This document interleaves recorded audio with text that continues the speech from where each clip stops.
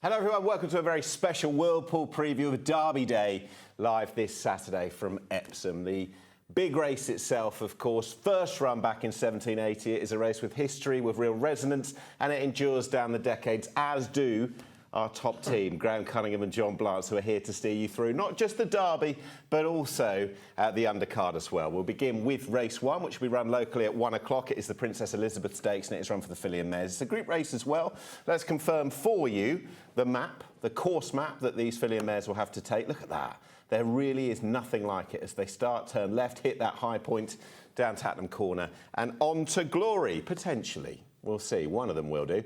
Let's confirm for you the runners in 2025. And this will be the race card of those that assembled. 11 of them to go to post, hopefully, and that they stand their ground. Right, Bright Thunder, Chic Columbine, Imperial Quarter, further down the lights of Royal Dress, Sirona, Skellet, Interesting Chance, Sparks Fly, I'll like it if it rains, Spiritual, Sunfall, and Bermuda Longtail. Right, let's have a look at last year's running of this very race. Graeme, Cunningham, does this stand up in 2025? It might do. The first point to make is, Nick, you run this show and you run it with a very firm hand, and rightly so. But I've taken an executive decision for this weekend. I think we're looking at a soft ground Derby Day, so keep that in mind. This was a messy race, John. White colours, almost obscured. Royal Dress comes through to run a very good place. And Chic Columbine in the very pale blue colours, dark cap on the outside, also meets some trouble. Chic Columbine has gone the wrong way. She hasn't gone on with it since. Royal Dress has held her form by and large. Of the pair, I'd prefer her, would you? Yeah, I prefer Royal Dress as well. They went pretty quick in this race early on, faster than usual, so it was a slower finishing speed. Chic Columbine has gone right off the boil. Royal Dress will be fine with digging the ground as well, and she's in pretty good form off the back of a good run at York, so she'd be one of the two, she'd be the one I prefer, like Graeme. John, let's go to something a little more recent and have a look at the Conqueror Filly Stakes at Goodwood at the start of May. Absolutely cracking finish, this one. It involves a couple of them. Yeah, we've got quite a few form lines here. Sirona went forward. Doesn't always do that, but was ridden very positively here. But Bright Thunder's the key one for me because got out the gate, stumbled really badly, and had to work to get into a decent position, travelled beautifully when we came to the business end of the race. And yeah, I think it's a run that could be marked up. And I think if she gets a better start, takes up a more prominent position, Graeme, she's going to be tough to hold out. Yeah, I think she should run well, but I wouldn't sleep on Sirona. Ryan Moore's only ridden her once or twice, perhaps only once, so he got a very good tune out of her at Newmarket last autumn. But look at this finish. It's a similar race this weekend. Precious little between those two fillies. You could make a case for either. Let's have a look at quite an interesting filly in the form of Bermuda Longtail, a 3-year-old. Going back to York, this was behind Graeme Contiki, who drifted a little in the betting. Let's have a look at arguably one of the more interesting runners in the race. Contiki, a drifter. I like it, Nick. Yeah, she's a 3-year-old. I'm not sure 3-year-olds have a great record in this race. And she runs well. You can pick her up on the far side. She's ridden fairly patiently. She stays on quite willingly, John. I'm just not quite sure how this form stacks up with the older fillies for Bermuda Longtail. I do think this weekend's race is a deeper one than the York race she contested. Is that fair? I think so, and there's a definite speed angle in this race. I think you want to be up with the pace, and obviously on this piece of VT, she was quite a long way back. It was a good effort to make the ground that she did, given the pace dynamic of the race. She's interesting, but she's still relatively inexperienced and nothing in terms of soft turf form either, so that would be a bit of a question. A couple of three-year-olds have won this race in the last decade or so, but I think she's going to have to improve if she's to win this weekend. OK, Graeme, on return, Skellet, the Juddmonte filly, beautifully bred. She's very interesting indeed. I'm looking forward to seeing her. Yeah, and this is pretty good form, I think, because, John, the boys she beat here are not top-notchers, Check and Challenge and Cash, and they're both slightly frustrating, but they do have ratings of 110 and 107. So with the cheek pieces on, which seem to suit her, swooping down the outside, this is a significant piece of form. This is a massive weekend coming up for Rafe Beckett, and Skellet has plenty to recommend her in this race. Yeah, she has been tried at Group 1 level. She was found wanting, but she's beaten, as you say, some pretty solid horses here, and she's done it from first to last in the final sort of 2.5 furlongs there at Sandown. It's a very good run. Obviously nothing yet so far this season. She's going to do this on seasonal debut, but she's got a very good chance. Graeme, if the rain, which you have suggested is coming, it is coming at the moment, and if by Saturday it's very much there, Sparks Fly comes into calculations, doesn't she? Most definitely. If you have a look at this filly's overall record on soft or even heavy ground, it is spectacular. And yes, on this day in Nottingham, John, she was probably suited by staying alone and rocking a solo on the far side. But she absolutely bolts up, and whether it's Britain or France, when the mud is flying, she's got a great record. So the more rain there is between Thursday and Saturday, the more her chance increases. Yeah, and she's got an overall rating of 110 as well, which is very favourable as far as most of these are concerned. So, yeah, the softer the better for her. She's certainly in the numbers now, given the weather forecast. She's top rated in the race. Look at the way that she won this. Graeme, your 1, 2, 3, 4 for the first race. Well, first of all, I think this is a really tough puzzle. I think it's one of the toughest races on the card.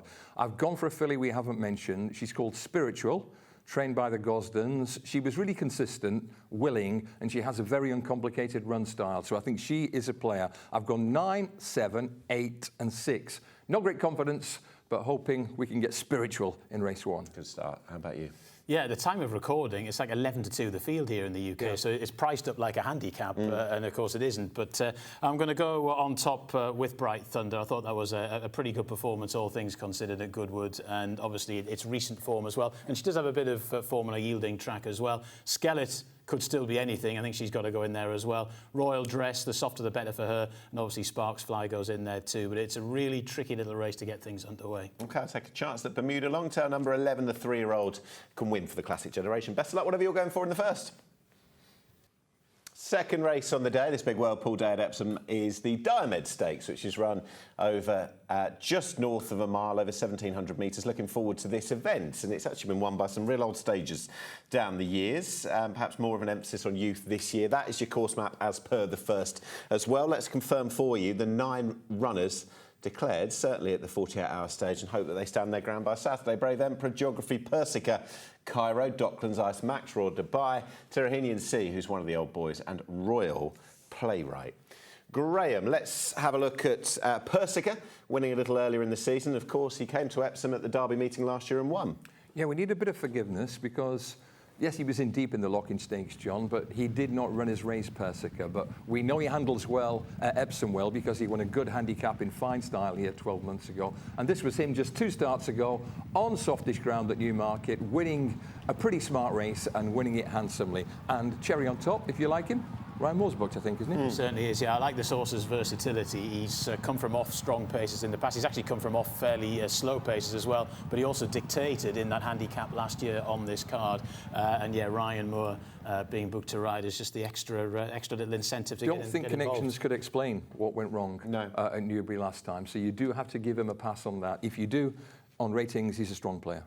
Richard Haddon's won this race before. Let's have a look at Royal Playwright, who certainly comes here, John, with claims. It's interesting. I mean, 3-year-olds have not done particularly well in this race recently, but obviously they do get a chunky allowance at this stage of proceedings. Some of the 2-year-old form is extremely good. There's no doubt about it. You've got Wimbledon Hawkeye, 1 or 2 other very good 2-year-olds here in the Royal Lodge form that we're seeing. And he can pretty much ignore that Dante run because he was in the wrong part of the track there. They went quite slowly, turned into a sprint. Happy to ignore that. I think this could be more his level. I think he's interesting with a weight allowance. If he wins, it'll really tip the hat towards Pride of Arras for the Derby.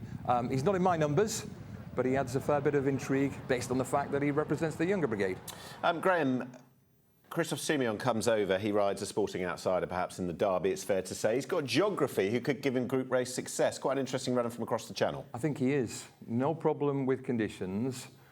Gelded over the winter. His form was pretty useful last year, but I think this represents his best performance yet. We also pick up Brave Emperor here. He's not really himself at the moment. He was struggling from a fair way out, but when we pick up Geography, it's grind, and it's grind, John. And Ryan Moore was initially jocked up for this fella, but I think the Hannon team have tempted him for Persica. But Simeon's not a bad replacement, is he? He certainly isn't. And I think the pertinent part of this race as well is they went pretty hard early, and Geography had to make a bit of ground in the hard part of the race. Then they slowed it down quite dramatically, and it's become a bit of a sprint late doors. This was a good effort, and of course, like a lot of German horses, giving the ground will not be a problem at all. His trainer, Peter Schergen, has won quite a few races in Britain from not a big sample, and his first major success came at this meeting probably over 20 years ago when Boreal won the Coronation Cup under Kieran Fallon. Very good. Senior. Yeah, there you go. Kieran Fallon Jr., we didn't know about back then. Right, let's get the selections in the Diomed. OK, I'm going to go with Docklands. We haven't got video of Docklands, which is a shame, but most of his form is at Ascot and in Australia, and he went to Hong Kong for the Hong Kong Mile. So the Epsom factor is the unknown for Docklands, but his best form, including last time out, when a clear second behind a good one, Sardinian Warrior in the Paradise Stakes, it reads more than well enough to go close here. The Epsom factor is a question. It's new to him. But if he's on song, he's the one to beat. 5, 3, 4 and 2 in race 2, John. Yeah, Docklands is a little bit of a question mark from that. And he also runs style. He will be coming late, so that's not necessarily always suited to the Diamond Stakes historically. So on top, I'm going to go with a 3-horse Persica. Yes, it was a pretty bad run in the Lockinge, but that is a Group 1 race. This is definitely his level, and he handles Epsom fine as well, so he goes on top. Royal Playwright could be a little bit of each way value with that allowance. Geography in there for third, and Docklands will be there or thereabouts, but you leave Docklands until Royal Ascot. OK, there we go. Right, I'm going to take a chance that if the ground is on the softer side as well, and he's a very useful horse, number 6, Ice Max, could outrun his odds. That's our thoughts for race 2. Best of luck, whatever you're playing. OK, we are looking at speed, and speed all the way for the next couple of races. You've got the Dash as race 4, but race 3 is for the juniors. It's the 3-year-old Dash over the 1,000 metres, the fastest around. That'll be put under test given the conditions we expect by Saturday. But have a look at it. That is your course map as they'll bundle across the road and then thunder down to the winning post, and they'll be doing it in a rapid time. This is only the 3rd ever running of the 3-year-old Dash. So let's have a look at the cast assembled this year. Against the Wind, we'll be talking about Ruby's Prophet, ditto. Further down, the likes of Mademoiselle and Gold Star Hero, Blinky under Cam Hardy. Over the page, we'll see some of the others. Al Hussar, Nana Sparkle. Further down, Glorious Kitty. Cape Sovereign and Sandscreen Delivered. This will also give us a little bit of an idea as to where perhaps you might want to be by the time we get to the Dash itself. Let's have a look at some York form, Graeme, which is key. It is key. And my thoughts on this are that there are multiple horses to look at, but the 2 key ones are both trained by Kevin Ryan. Against the Wind blazes down the middle. He went really, really hard, especially through the middle sections here. And on the far side, his stablemate, there he is, Cape Sovereign. I don't think he got a complete clear shot at this because he was drawn 1 and ended up well back and on the wing. So they had contrasting passages through the race. You'll see that in front, Against the Wind starts to edge to the right. I think that's a legacy of him having gone so hard. On the far side, right of picture, Cape Sovereign makes a nice move, which he can't quite sustain close home. So one way or another, I think Kevin Ryan has strong chances here. Against the Wind and Cape Sovereign. 2 big players, I'd like to think. Yeah, I do worry about Against the Wind on the camber if he's going to do that lugging trick again. Cape Sovereign, as you say, Graeme, had to be taken back to try and get that position, but then finished very strongly. I think of the 2, I think Cape Sovereign might be able to improve past Against the Wind, but we'll see. OK, from York to Goodwood. Let's have a look at the performance of Ruby's Prophet, which brings in a good couple of these as well. She's been rapid since the beginning of her career, but we're not just looking at the winner here by any means. Yeah, I love this piece of form. Ruby's Prophet absolutely molten away from the gate, showed tremendous speed, sustained it all the way to the line. Gets gate 18 at Epsom on Saturday as well, so right slap bang against that rail. And she's got some decent soft ground form as well, so she'll be there or thereabouts. But look at Mademoiselle travelling beautifully in behind, made ground into a fast part of the race. Well, the whole of this race was fast, but she made very interesting ground. If she got a high draw, I'd be really keen on her, but I'm still going to have her on top. Gate 5 could be a bit tricky, but I think these 2 are both going to play a big part. And horse the second with the noseband, just about to lose that position. We should also mention Nana Sparkle. You can see that these 3 horses are pretty tightly matched at the finish, and it looks a strong piece of form. You have to think one of this trio, maybe 2 of this trio, are going to have a significant part. Another thing about Mademoiselle as well, she was quite a long way back in that race. She's often started quicker, and I think if she's just made settles, all twice. Yeah, exactly. So if she just settles just off the speed here, she'd be really, really dangerous, I think. Graeme, let's have a look at T's aggregates. We've had in these very colours just a few years ago. T's Spirit win the big one itself. The Dash for the older horses. What about the 3-year-olds this year? T's aggregates. He's perhaps a little more exposed than a couple, and this was just a Catterick, pretty ordinary Class 5, but there's something quite likeable about the way he settles it, John. Yep, and there was some decent efforts, again, in fairly small northern races back end of last year. Has the right run style for this, i.e. doesn't get too far back, but maybe won't be on a really strong gallop. Not gone in the numbers. I think those 2 big pieces of form where we're involving a lot of horses at York and a lot of horses at Goodwood. I think that'll be where the win will be coming from. He might be a little more exposed than a few of these, Nick, because he's had 10 runs and a few of the others are more lightly raced. OK, he's been paying his way. Let's see who can do that on Saturday. Graeme? Yeah, I'm with Kevin Ryan here. I'm riding with Kevin with 1:16 Against the Wind and Cape Sovereign, and a bit of backup from the Goodwood form, Ruby's Prophet and Mademoiselle. But number 1 Against the Wind on top, John. Yeah, I'm going to go with Mademoiselle on top. I think she's... Gate 5, I'm not absolutely happy with, but I still think she'll go well. Ruby's Profit will run an absolute belter, I'm sure of that. So maybe that's the kind of Q potential here, given the potential prices. Cape Sovereign in there for third. Got Blinky in there as well, ran well at Chester last time out. Again, should have the right run style for this. So Mademoiselle on top for me, but it should be a tremendous spectacle seeing those 3-year-olds blaze down the fast 5 furlongs. Yes, some extremely fast ones about number 1 on top for me against the wind. Best of luck what you play in the 3-year-old dash. So race 4, if one dash isn't enough, the 3-year-old, how about another? This is the established one. This is the fastest 5 furlongs anywhere about, but that'll be put under threat, of course, given the conditions likely come Saturday, or has been throughout the week. And that is, once again, the course map as per the case in the 3rd race. Right, let's have a look at the declarations for this. And you've got Clarendon House, very fast horse indeed. Democracy Dilemma, Desert Cop, one in Bahrain. Spartan Arrow, Dream Composer. Dream Composer looks to win in successive years, as did Caspian Prince 4 years ago. T-Spirit won this before. JM Jungle, Vintage Clarets, The Bell Conductor, Fair Wind. Some right old names in this. Djerbat, Rhythm and Hooves, former Royal Ascot winner, Existent, Marching Mount, One Night Stand, Blind Beggar, No Goes Dream.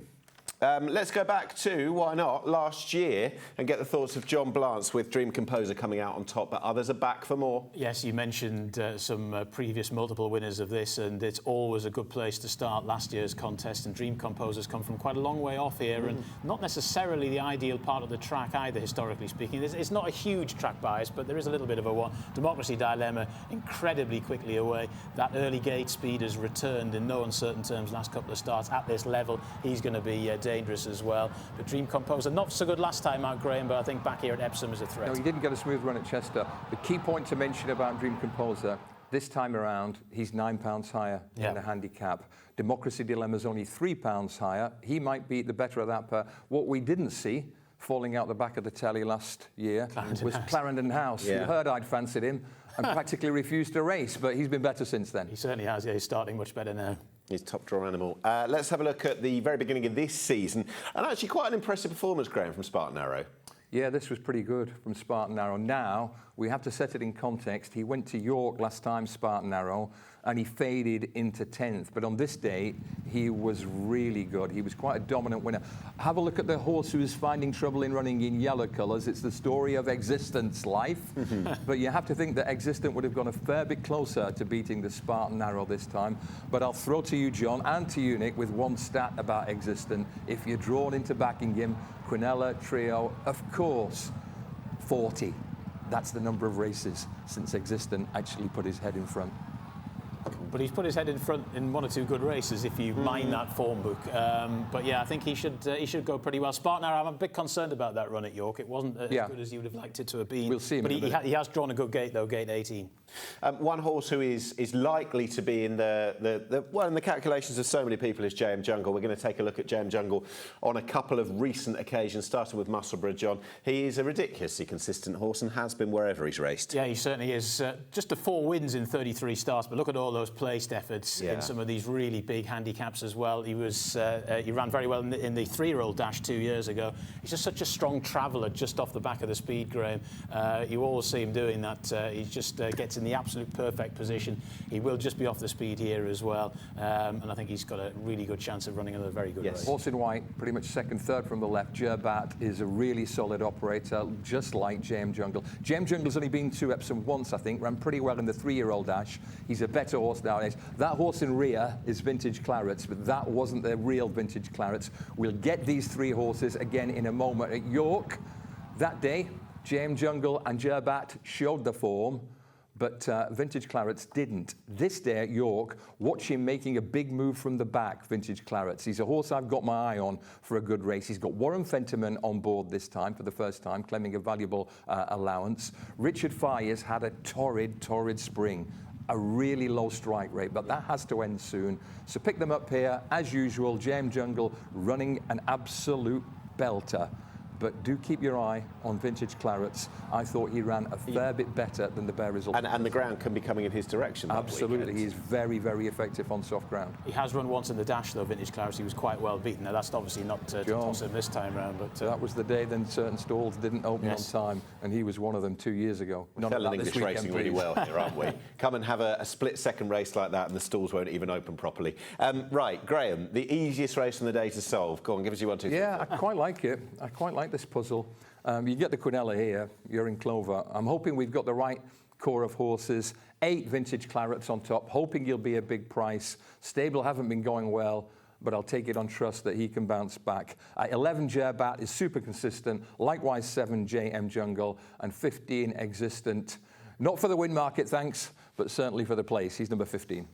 Yeah, I think JM Jungle is going to run another really, really good race, so he goes in there on top for me. And I think Democracy Dilemma will be there for a very, very long time. He'll be good at the each way play as well. Dream Compose, I think you've got to give another chance to, given last year's form. He is up a bit in the weight, but he's got the right run style for this.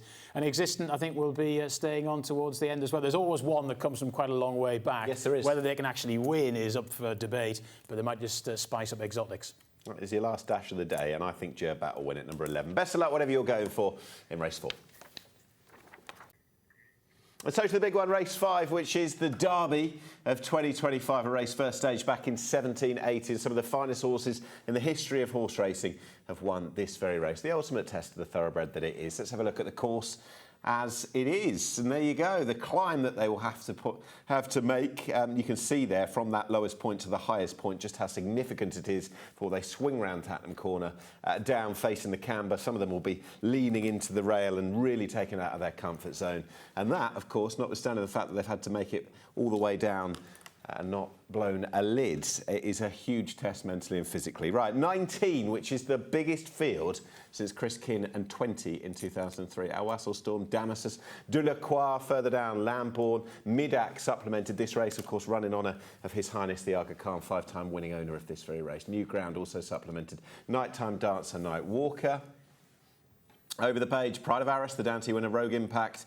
Ruling Court, the Guineas winner. Stanhope Gardens had a race put on for him at Salisbury last time as a trial. Tennessee Stud, the Lion in Winter, Tornado Alert, and Tuscan Hills. Now, what we're going to do is go through, in effect, chronologically, back from August last year, and chart the story of the Derby as a betting market, and go back to August last year where the Lion in Winter and Ruling Court met. Yeah, the mantle of Derby favouritism has changed hands so many times. This is the day that the Lion in Winter seized Derby favouritism. This is the day when he looked a rattling good horse. This is the day when he travelled keenly on the pace, quickened on demand, won with authority, with the subsequent Royal Lodge winner in the yellow colours, Wimbledon Hawkeye, and the subsequent Guineas winner, more on him in a moment, Ruling Court in the Godolphin Blue.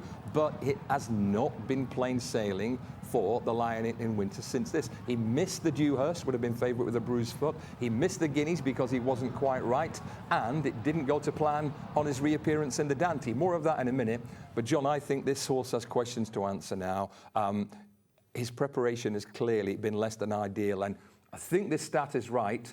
I'm pretty confident that Workforce remains the only beaten Dante runner ever to go on and win the Derby. That's an interesting stat. Well, it was thrown at him at the time because just nothing, it didn't happen, did it? But he had an excuse on the day because the bit came through the mouth. Yeah. So the one horse who's actually gone and been beaten in the Dante and won the Derby had an excuse. Okay. I'm struggling to make too many excuses for the Lion in Winter at the moment. We are getting to the it's deja vu all over again, though, with these Aidan O'Brien runners. I'm sure I made a case for not backing City of Troy last year and regretted it with about a furlong and a half to go. The difference is, though, as we have a look at De La Croix winning a key trial, or certainly a trial that it would have been a key trial 20-odd years ago, more on which in a moment.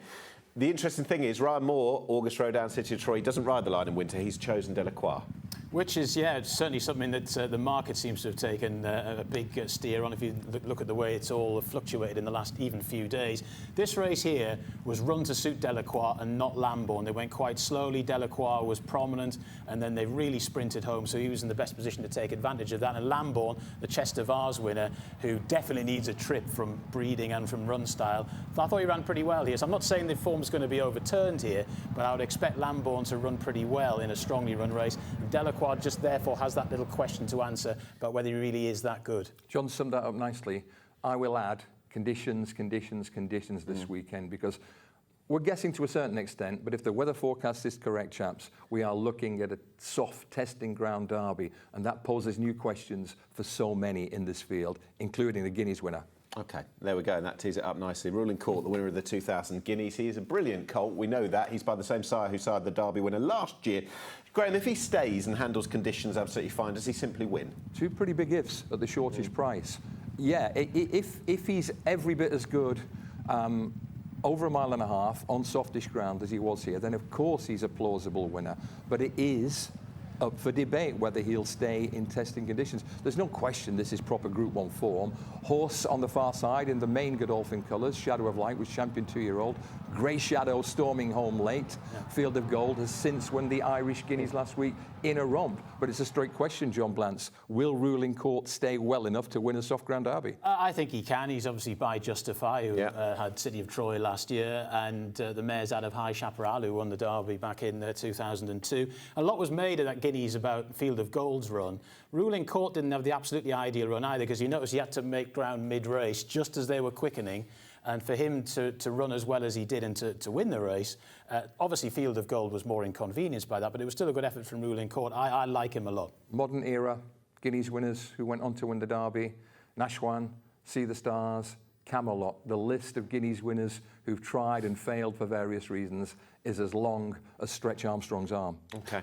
Right, John, you mentioned High Chaparral, the winner of the Derby back in 2002. He took, like Sindar and Galileo, that very route of Ballysacks and what was formerly the Derrinstown. That is the de la Croix route, but not since the Great High Chaparral has the trio effectively been landed, the 2 trials and then the Derby. No, and again, this was a pretty slowly run race which turned into a sprint. And the other factor for Delacroix, which students of thoroughbred history would want to recount, is that he's by Dubawi, who's still yet to produce a Derby winner. Absolutely wonderful sire worldwide, but still not produced an Epsom Derby winner. Produced the Oaks winner last year, but I think it's a significant thing. Also, he's by Dubawi out of Tepin, world-class American miler who came to Royal Ascot. Have a look at this. Visually, it's quite impressive.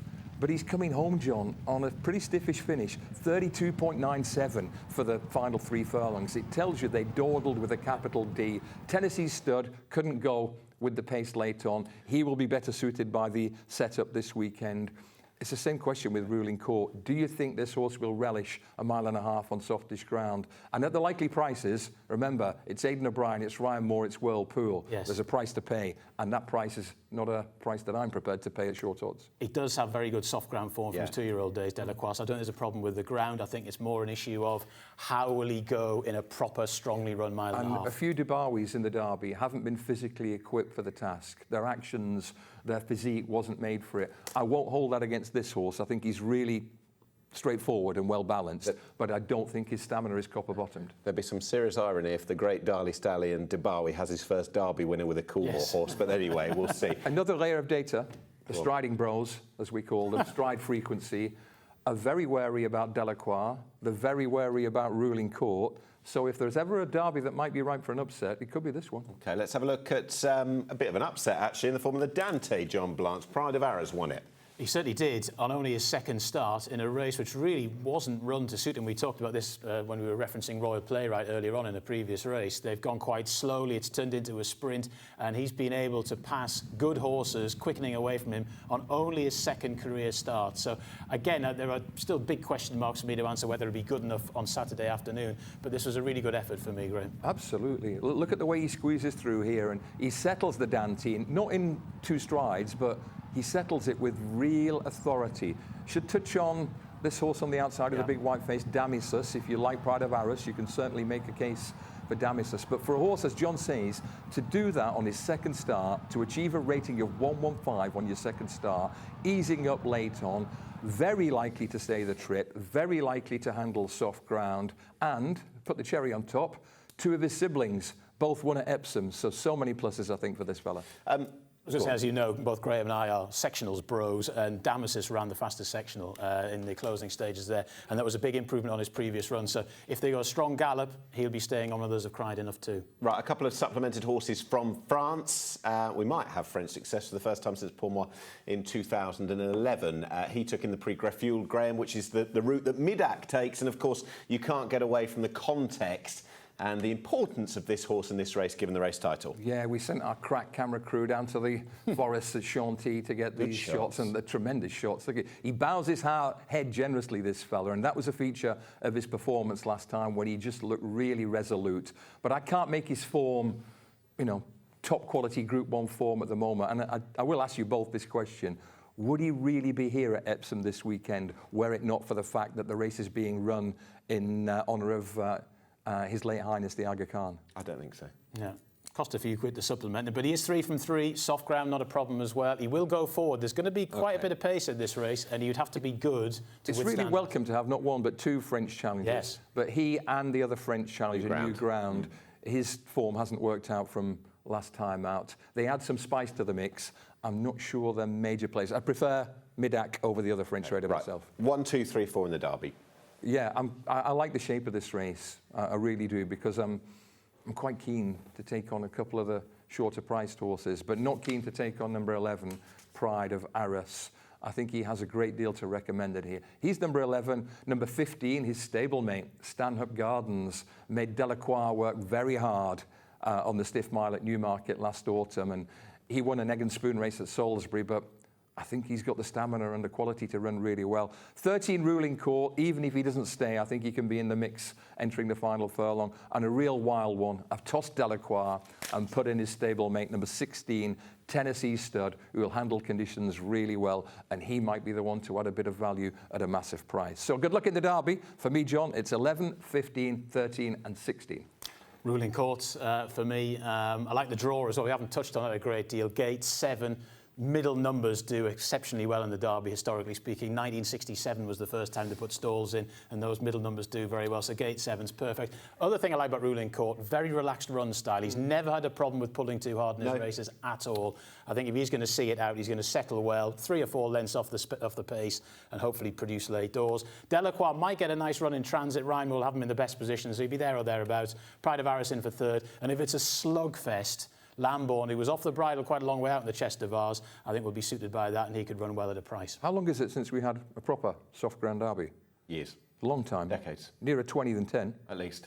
At least. Right, I'm going to shock you here. John Blance. I'm going for Ruling Court to win the Derby. Best of luck, whatever you go for.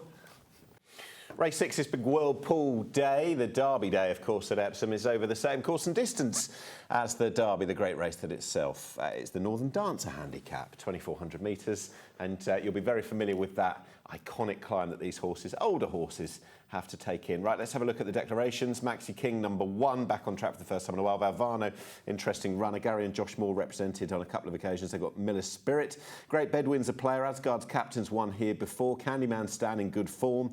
Further down, Sam Hawkins and Night Breeze. Over the page, Dream Harder.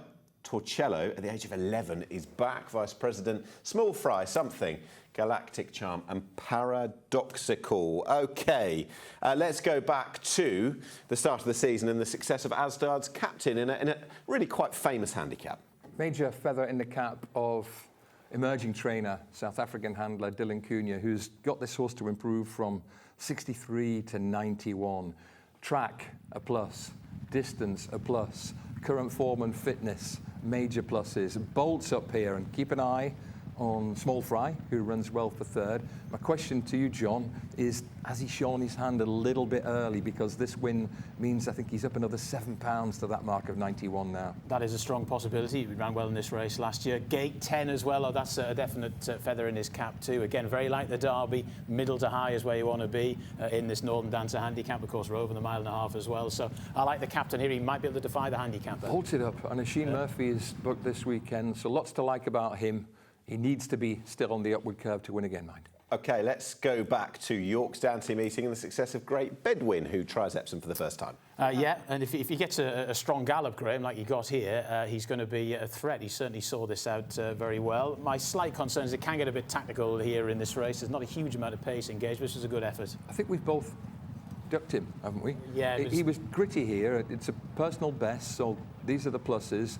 But if you have a look, he's pretty much eyeballs out, isn't he? He has to work hard for his success. Now, he's only gone up £4, but I think he'll have to be better again this weekend, because under these conditions, I think there are 2 or 3 quite dangerous lurkers who are ready to show their improvement now. Got a nice draw as well, though, so yeah, he'll go all right. He's not in the numbers, but he'll go all right. OK, Graeme, I want to get your thoughts on Valvano, who has cheek pieces off for the first time. Still quite a lightly raced horse indeed. I think by this point you're thinking Rafe Beckett's going to have won the Derby. So is he going to win the Northern Dancer as well? Yeah, I think Beckett might be in for a big weekend one way or t'other. Let's pick up on this unexposed horse, Valvano. He's got a pretty high mark, but he's earned it. This fourth at Goodwood, I thought, was a very solid comeback run at 1.25 miles. I think 1.5 miles is a better trip for him. I don't think soft ground will trouble in the slightest. I think he has some new headgear this weekend. He has cheek pieces for the first time. I think there are lots and lots of pluses for this horse, Valvano, John. Yeah, I think if he positions up not too far back, but just sort of in mid-division from gate 7, which is a good draw, I think he'll go well. He ran well on soft ground in the November handicap at the back end of last year, and a big cavalry charge there. So yeah, he goes into the numbers for me from, as I say, a good draw. Graeme, 1, 2, 3, 4, please. Yeah, I think I might have the key to this race. I like the shape of it. The horse I've got on top is a horse called Sam Hawkins. He's not an exposed horse. Used to be with the Hannon stable, now with the Haggis stable. He handles testing ground very well, and he won a pretty warm race at Newcastle last time. He won it in decisive fashion, and the form has been polished several times since. So he's on top. 8 Sam Hawkins, 2 Valvano for the reasons explained, and 2 Gary and Josh Moore horses, 3 and 14 Miller Spirit and Small Fry, who both go really well when the mud is flying. 8, 2, 3 and 14, and I think I might have the cue here. Yeah, I've not got Miller Spirit in, which might be an error, but we'll wait and see. But I've gone with the captain. I think he's going to go well again. Good draw, likes the track, etc., and he won so convincingly last time out. Sam Hawkins, I was there at Newcastle that day. That was a very good effort. Totally agree with Graeme on that. Valvano goes into. Candyman Stan is a front runner in good form. Might get a bit of a solo out in front, and if he does, might not necessarily win, but could hang around for a long time. I would take a real chance then, go Graeme as well in so many ways on Miller Spirit, who won the Apprentice Derby here last year, or at Epsom, the Jump Jockeys Derby as well. Doesn't mind the mud, and I think Miller Spirit can go very well indeed. Race 7, working our way towards the back end of the card for the Hong Kong Jockey Club Whirlpool Leicester Piggott handicap. The greatest who won the Derby 9 times. 2,000 metres is the trip. Let's have a look at the runners. After the course map, of course, they start slightly higher up the hill than the Derby and Northern Dancer handicap, but thereafter it's a fairly familiar route. And this is run for the 3-year-olds. So the 10 of them look like this, declared. Love Talk, The Trickster, Hornsey Bay, Law of Design, Warhawk, Meblesh, Chartwell Jock, Patrol, Grecian Legacy, Cayman Dancer. Let's have a look at Grecian Legacy, John. I know you like this horse. I do. I love it. Love it when they make up lots of ground late doors at Goodwood, because it's not an easy place to do that. Now, this was only a Class 5 handicap, so it's not particularly great horses. This horse is slaloming around at the back here trying to get a run. When he finally does, he then accelerates extremely well. This was the first run since a gelding operation, first run with a tongue tie on, and he's absolutely pulverised them here. Yes, it's a big step up in class, Graeme. Handicap has had his say, but I just think there could be a load more to come from this horse. What he said, I agree with everything John said there. Gelded, tongue tie, and just a big move from 2 out and nicely on top in the closing stages. So I have to think he's still ahead of the handicapper. We're going to move straight from this to a horse called the Trickster, who I think has got more to give yet. He was 2 from 2 last year. We pick him up when he was well fancied first time out at Newmarket, and as you can see, John, he comes clear of the remainder, but he runs into an unbeaten Godolphin challenger, and he's not quite good enough. Since then, he's gone to Ascot, over a mile, ran very well. Form's been polished by the 2nd and the 4th. Here's another horse with plenty to recommend him in a tough handicap. Yeah, I like him. I mean, he's clearly very versatile, given what he's done there in terms of trip going back, as Graeme said. But this is a competitive race, no doubt about it. It is. Graeme. I'd like to think we've seen a couple of key players, just 2 videos, but they're the 2 horses I like. 9, Grecian Legacy for the Kublers Khan here. 2, the Trickster. 3, Hornsey Bay, who's been gelded since last time we saw him. And 5, Warhawk, who's in solid form after a good win last time. 9, 2, 3 and 5 with the Grecian on top. Yeah, my numbers under a Grecian Legacy are a bit chaotic, given that most of the ones I quite liked at the 5-day stage came out, but I'm really, really big on Grecian Legacy. I think he's one of the best bets of the day for the Kublers. I think they certainly can, to use Graeme's excellent line there. Warhawk in for second. He ran well at Newcastle a few weeks ago against a pretty progressive type. Chartwell Jock ran really well 2 starts ago. A bit disappointing last time out. Give him another chance, though. Meblesh, it was only a so-so maiden at Newbury, or a novice at Newbury, but he ran very, very well in it. So it's a tricky race underneath Grecian Legacy, but I'll be all in Grecian Legacy. Yeah, because, boys, actually, since 2017, Drogheda, Le Don de Vie, Swilcan Bridge, all winners for Andrew Balding in these connections. One went to Hong Kong and changed the name thereafter. Young Brilliant now the name. So I'm hoping that Chartwell Jock can continue that excellent tradition for the connections. Final race doesn't get any easier. Last of 8 on Derby Day. It is the JRA Tokyo Trophy Handicap, 1,200 metres. This should be an absolute thrill to watch. From that high point at the track near enough to absolutely thunder down and round Tattenham Corner, and it'll be a real spectacle. I'm sure a couple of furlongs from home, loads of these are going to be in with a chance. We'll find out who wins it. We'll get the thoughts of the guys alongside. Right, let's have a look at the decks. Get It. He's a very good horse. Stripe Red. Purest Time. Drama. Further down, Circe. Eye of Dubai. All new connections. Badgery. Rousing Encore. Soda Acclaim. Intervention. Right, let's have a look at Drama, who's a very good horse indeed, John, on the all-weather. Quite an interesting runner. Certainly, and they went a really incredibly strong gallop in this race, Graeme, didn't they, at Kempton? And it didn't look for a while as though Drama, was well fancied for this, would be able to reel in the horses at the head of affairs, but in the end managed to do so. Yeah, I think the surface is... it's a debate here because he's definitely improved with his racing on the all-weather and watching him come charging down the outside to settle things late on. So it's a really good performance, but it's a performance on a synthetic surface. He hasn't had too many chances on easy ground, but he had one go on very soft ground, and you couldn't find him with a sheepdog that day. So the soft ground is a potential concern here. Bit of a question. Very, very good on the synthetic side. Right, Graeme, Ruth Carr, Badgery, 2 years ago. What about Rousing Encore this year? Big chance, I think. This is a horse who's getting better with experience. Used to be with Richard Fahey, now with the excellent Ruth Carr, who won this race with Badgery a couple of years ago. This was a good win. It was a really strong handicap, and he comes from a fair way off the pace, stays on powerfully, and I think a £5 rise, John, is the absolute minimum you would expect for a performance like this at York. Yeah, he's got a chance. My slight concern is this race does tend to favour horses on the speed, and they went very fast early in this race. The second furlong was the fastest of them all there on that particular occasion at York, so it's kind of fallen apart a bit about this race. Still a very good performance to win it, but I prefer those pressing the speed a bit more here in this contest. Yeah, they do tend to stick about. John, Circe, she's been in very good form indeed. She chases a hat-trick. She's pretty quick. What do you think? Yeah, and she should be in a position around about mid-division, which, as I said before, is the basic minimum, I think, for me, given the way it all works out. Has had a couple of wins recently. Obviously, the handicapper has moved, but hasn't necessarily moved this horse up a huge amount, and I think stall 8 should be able to go quite well in the numbers. Plenty of guts, this filly. She likes a close finish as well. She's been involved in a few of them, and this is one where she comes out on top. She wins by a neck. She went to Windsor last time, followed up by a short head. The handicapper is gradually trying to reel her in, but not questioning her recent form or her attitude when it gets tough. Graeme, the last. Yeah, I'm going to go with a horse we haven't mentioned here, and it's a bit of forgiveness necessary for Eye of Dubai, who didn't shine first time this season. He got in an awkward position and never figured, but last season he was really, really progressive, especially when he went down fighting on the soft ground at Doncaster. Happy to give him a chance after a break. 7-10, Rousing Encore we've mentioned. 2 Strike Red, who's run well more than once in this race, and 11 Sondad progressive. So I'm going for the Yorkies here. Earl of Dubai, Rousing Encore, Strike Red, and Sondad. They're all trained in Yorkshire. Yorkshire superfecta here, John. I'm going to go with the horse trained at the track. Get It, George Baker. Broke the track record at Ascot last time. Now, that is a stat which comes with a massive government health warning because it was run on extremely fast ground during that extremely dry May that we've had. But it was still quite an effort on the speed throughout as well, down that straight sprint track at Ascot, which doesn't happen a huge amount. So Get It for me, locally trained. This is much more his sort of race. Sondad's a prominent runner with plenty of speed, will go well too. Circe is in there as well.